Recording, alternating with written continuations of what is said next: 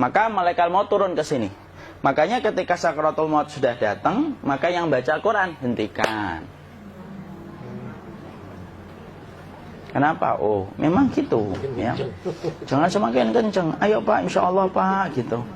Al-Baqarah Pak, Al-Baqarah Pak. Al-Kahfi, Al-Kahfi. Enggak lah. Yang baca Quran berhenti dulu. Kemudian digantikan dengan kita mentalkin. Antum agak ke sana dikit. Masya Allah ya. Orang yang meninggalnya kooperatif ini.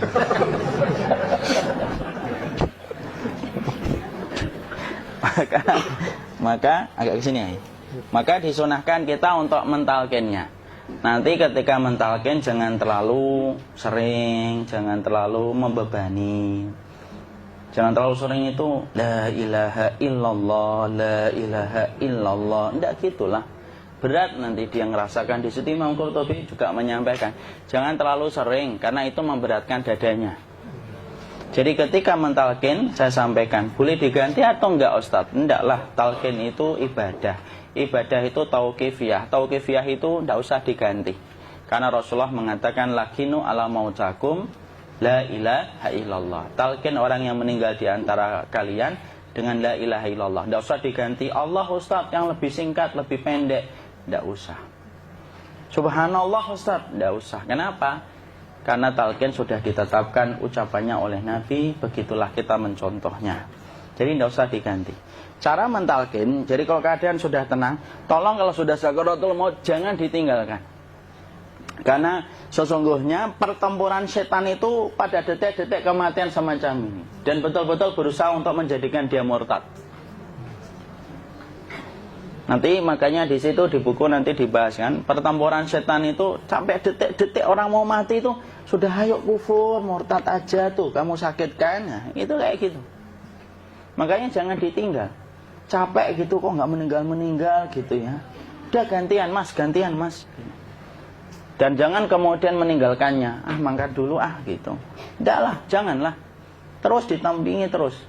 Kalau bisa ya sudahlah, berikan waktunya kita untuk sementara waktu itu betul-betul berkhidmah kepada orang yang kita cintai terakhir kalinya.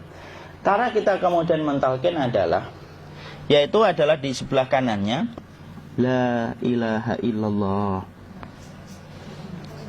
Biarkan dia mencerna dulu, tidak usah buru-buru kemudian kita langsung nimpali lagi. Dia mencerna dulu sembari kita doakan, peluk, ya Allah dimudahkan gitu. Kalau ada orang yang bisa ngucapin la ilaha illallah, itu siapa yang memberikan itu? Ustadznya memberikan kekuatan Allah Pak. Karena ngomong aduh aja sudah tidak mampu. Makanya Allah berfirman dalam surat Ibrahim, yusabbitullahu alladhina amanu bil qawli tsabit fil hayatid dunya wa fil akhirah. Allah teguhkan perkataan orang yang beriman dalam kehidupan dunia dan akhirat. Dunia itu ya ketika menjelang kematiannya. Makanya dia bisa ngomong la ilaha illallah. Sebenarnya ngomong aduh aja udah gak mampu. Kalau bisa ngomong, dia mesti ngomong aduhnya dulu. Tapi Allah yang menggerakkan. Ngomong la ilaha illallah. Makanya mangkana akhiru kalamihi la ilaha illallah dakhalal jannah. Barang siapa akhir kalamnya itu adalah la ilaha illallah, pasti masuk surga. Makanya kita lagi la ilaha illallah. Dah. Cerna dulu. Enggak usah minta diburu-buru ya. Enggak usah gini. Ayo la ilaha illallah. Ayo.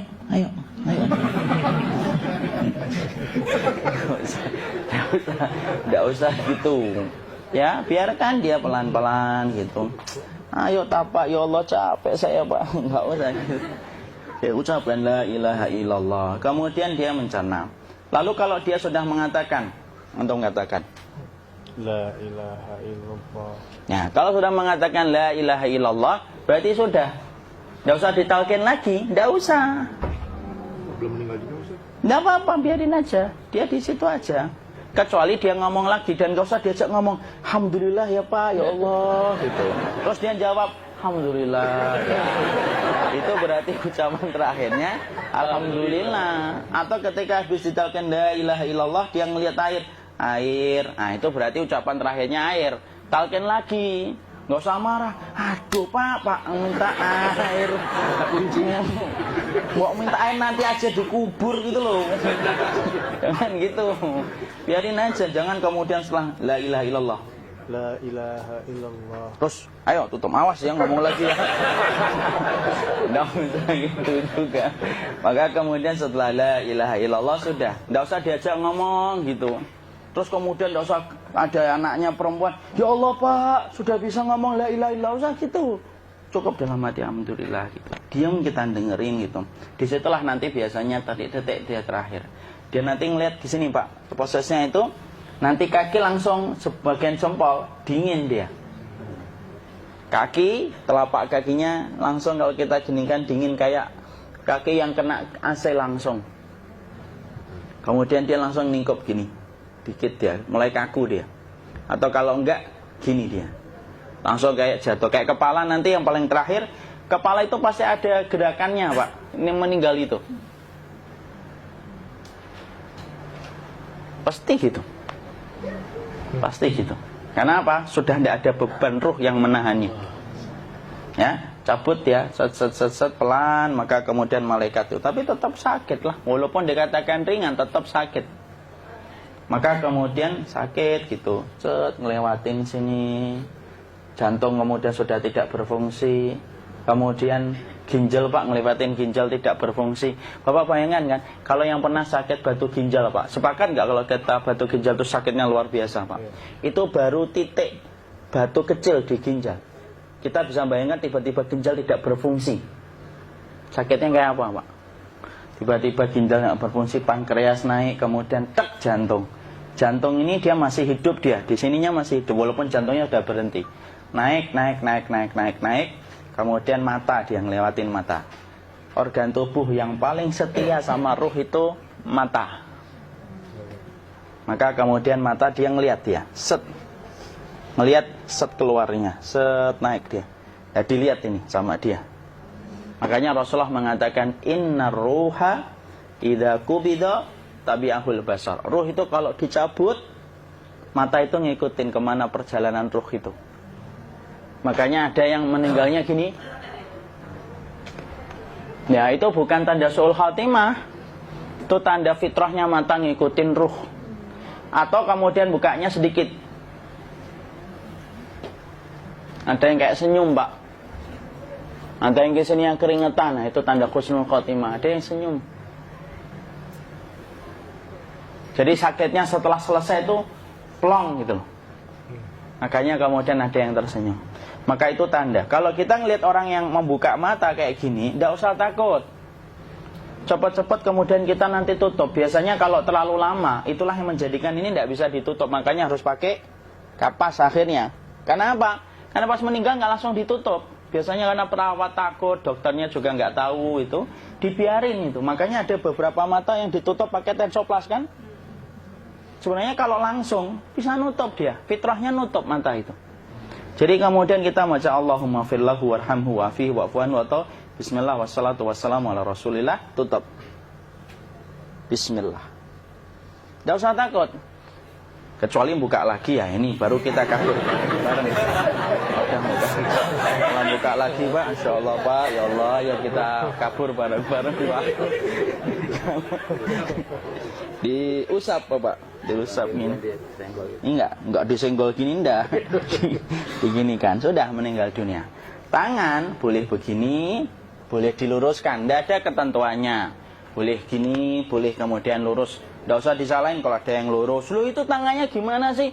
Posisikan kayak sholat. Tidak ada perintah kayak gitu. Jadi kemudian dikondisikan saja. Terus maka kemudian dipijit-pijit, akiknya dikeluarin. Kemudian jamnya dilepas, gigi palsunya dilepas kalau ada. Ya. Kemudian apa setelah itu? Coba buku.